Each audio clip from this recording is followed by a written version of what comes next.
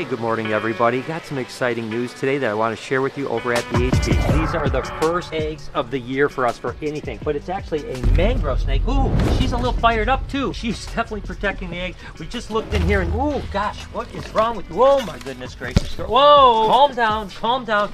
Wow, she is a protective mama. It's okay, girl. It's all right. It's going to be okay.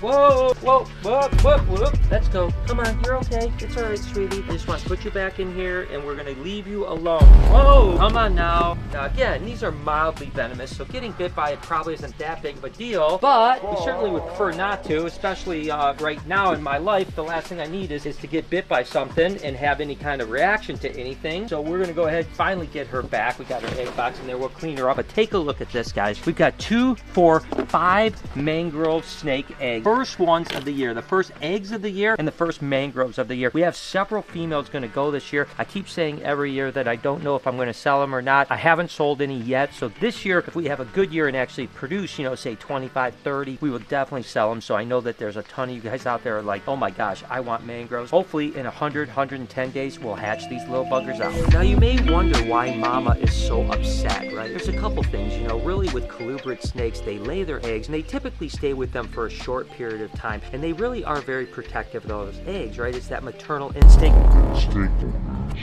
to just go ahead and continue to try to make sure that they're protecting their eggs. But at the same time, here within a couple days, she's actually going to leave those eggs and she's going to say, I don't even care about those eggs anymore. So she's just upset. She's being a good mom, which is completely fine. And again, you know, there's a lot of predation that eats eggs in the wild. Those first couple days with Mama protecting the eggs really has the ability to make sure that those eggs have a better chance of survival. Speaking about eggs surviving, why did I take the eggs? Like I had mentioned, colubrids will typically leave their eggs after 2 or 3 days at the most, some within a few hours, to be honest with you. They're finding like a root system, some kind of moist area where they can lay their eggs. And actually, I want to, number one, make sure that these eggs pop out, because there was a little bit of desiccation, and already you can start to see that they're popping out a little bit. Every snake egg's a little bit different. The mangrove eggs are pretty hard. They're not as soft and pliable as, say, a python egg or some other corn snake eggs. The other thing is that we'll incubate them at about 78 to 80 degrees, and they take about 110 to 115 days to hatch. Now, a normal colubrid that incubated at the same temperature, say a corn snake or a king snake, takes about 60 days, so almost twice the length it takes for a mangrove to actually hatch. And we want to be able to keep a close eye on them, so the success rate of taking the eggs out of the cage is going to be dramatically higher than it is for leaving it in. Not to mention, once we get them out, the female will stop thinking about the eggs and go on to food quicker, which actually causes her to rebound quicker. And with colubrids, you can actually double clutch. And although mangroves don't double clutch as simple as some other colubrids, we've had great success with 2 clutches over the last few years. Now, mangrove snakes hatch pretty small. They're definitely tiny, but this is actually a yearling size right here. And this is what actually would call a melanota. So the melanotas do hatch a little bit bigger than, say, the Drosophila Drosophila. So they're a little bit easier to take care of, and they tend to eat a little bit better too. And you can see they're definitely feisty little monkeys. Now, not a lot of people have been breeding the boega or the mangrove snake, and that's one of the reasons why you don't see them around as much. And they've really gained popularity in the last few years. And we've been fortunate, I think 4 years in a row now, to actually produce these little guys, which is really, really cool. And the captive born ones do amazing. The wild ones, quite frankly, don't do that well. We just continue to keep breeding and growing our group, and eventually we're going to actually start selling these little monkeys. Hopefully this will be the year that we produce a whole bunch of them. But as you can see, they are fun, they're beautiful, and they are high energy. With all that experience that we've had with mangrove snakes over the last 4 or 5 years, we're hoping we can kind of transfer all that knowledge to these guys here, which of course is the divergent. Now, the divergents are obviously the crown jewel of all the boega. Not a lot of people work with these guys, not a lot of people have bred them, but boy, oh boy, look at how beautiful they are. They are absolutely wonderful snakes, and with any luck, maybe next year they'll be big enough to actually give a crack at it and hopefully produce these guys. No doubt this would be the biggest success I could have in producing any boega, there's no doubt about it. And what an absolutely breathtaking snake. He looking like he wants a little bit of snack, bruh. Get it. Ooh, Hunter. Here we go. In the flesh. Yeah, buddy. Worms juiced up Like the ripped.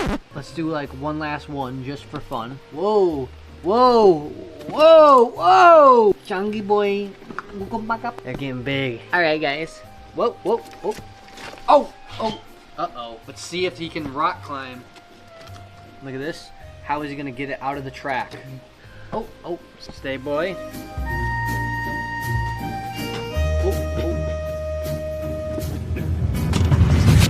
exciting thing happened here at BHP today. Take a look at this, guys. Little Viper boas are born. This is the second time. Looks like Mama made a mess of her water, so we're gonna go ahead and take this out and find out how many babies are in here. And I'm telling you what, this is so weird. We'll get her all cleaned up. We'll actually get her back on some bedding. We actually use Reptile Prime about this thick. They like to bury in it, but look at that. We have 4 little babies here. Let's just take a look at this. Live babies. Look at how they look, just like Mama. How exciting. This one's already a little feisty little dude too. Look at that.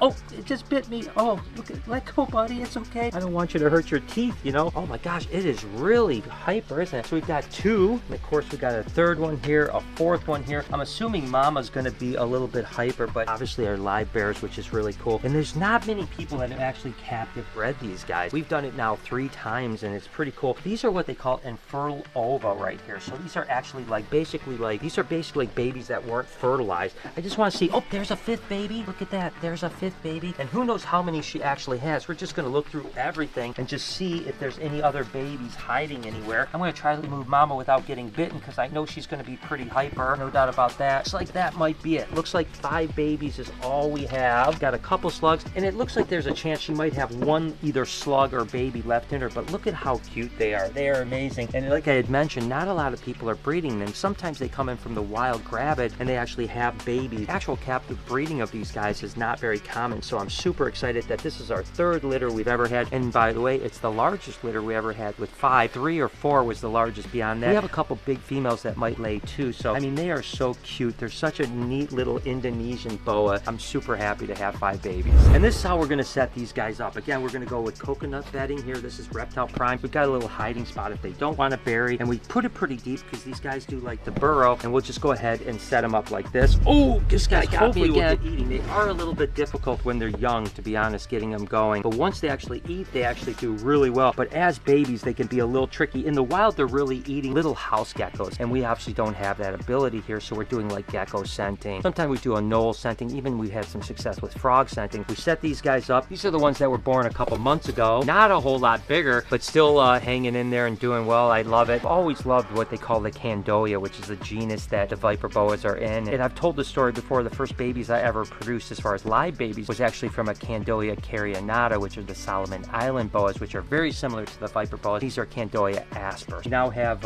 8 babies in the shelf and a couple more females that might drop. And I find very interesting is the fact that certain reptiles have developed a kind of venom thing, right? You know, so colubrids, there's certain ones, as a matter of fact, a lot of them feel they have some venom, whether it's rear fang venom or there's some sort of venom in their saliva itself. Certainly black throat monitors are one for sure that I've been bitten by and actually envenomated, and a lot of the monitors, including Komodo dragons, have been known to have some sort of venom delivery system. Interestingly enough, pythons and boas don't seem to have that delivery system, which I find interesting because the Viper boas look like they're venomous, right? But yet they don't have any venom, and really, to my knowledge, no boa and python actually has venom. I find it interesting. I'd like to know in the comments what you guys think, and like I've been mentioning, I want you guys to keep commenting because your comments, floods of love, are so important to me at this time. So go down in the comments and make sure you tell me what you think about this venom thing, number 1, and number 2, just tell me anything you want to tell me because I love reading your comments. And although I can't comment back to every single one, I can assure you I'm scrolling through all the comments every single day. You guys mean the world to me. But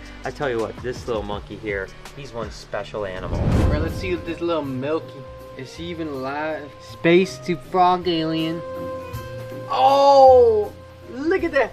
I am convinced that frogs are really just descendants from a different planet. That little worm, but oh, whoa, they're blue. Did you like that?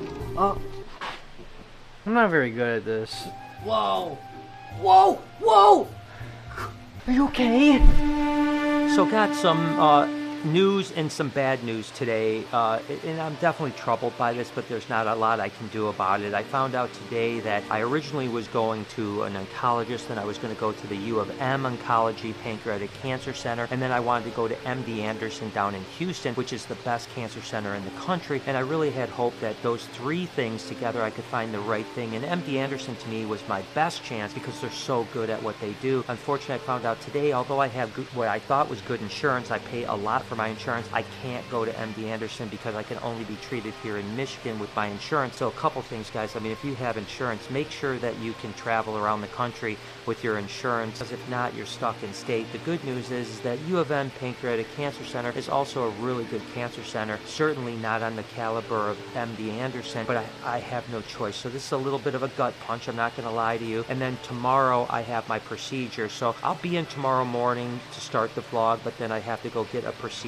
and I will be out for the rest of the day. So prayers from you guys would be really greatly appreciated. And I have to absorb this kind of bad news that I literally just found out minutes ago. So I really had high hopes to be able to be treated at MD Anderson. So now I have no choice but put all my eggs in the U of M basket and pray that they have the fortitude and knowledge to do what I need to do to get through this.